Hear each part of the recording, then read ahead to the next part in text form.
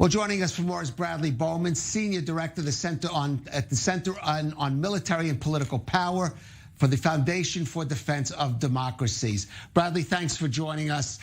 So how concerning is this, let's say, boost in Iranian activity, especially in the Red Sea, considering some of the activities we've seen by elements of the Iranian Navy in these waterways?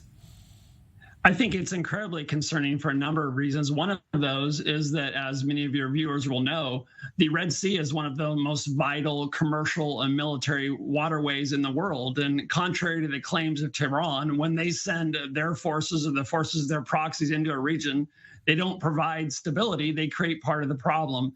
So if Defense Minister Gantz is correct that you have these vessels operating there in a way that we have not seen in roughly a decade, that's a deep concern, because we know that they've used those waterways to continue to arm the Houthis, who've conducted unprecedented attacks against Saudi Arabia. So, this is not just a concern for Israel, I would say. It's also a concern for Egypt, for Saudi Arabia, and for the United States. And I think when we start to talk about solutions, we need to keep that opportunity in mind, frankly, to do more with the post-Abraham Accord countries and also Saudi Arabia and Egypt. Well, let me ask you about that, because Israel, as we know, has a limited navy. It's only in recent years, especially with the discovery of natural gas off its Mediterranean coast, has been boosting its naval resources. And clearly, for example, Israel is going to need help of some of those powers you talk about to deal with this Iranian challenge.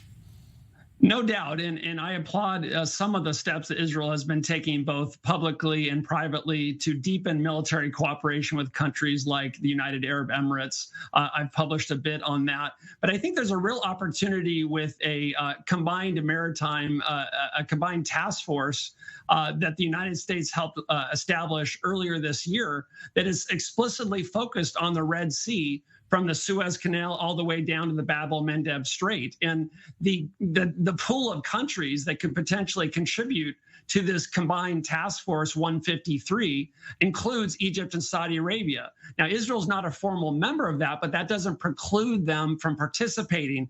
And I think if you have the United States, Saudi Arabia, Egypt, the United Arab Emirates, and Israel participating in this new combined task force 153, specifically in the Red Sea, then that will build capability, capacity over time, will lighten the burden, frankly, on Israel and the United States, while countering what we're seeing Iran do in those waters. All right, and perhaps this is the kind of cooperation that may be discussed during President Biden's visit to both Israel and Jeddah, also maybe by some of the officials that will be accompanying him during that trip. Bradley Bowman of the Foundation for Defense of Democracies, thank you for joining us on The Rundown.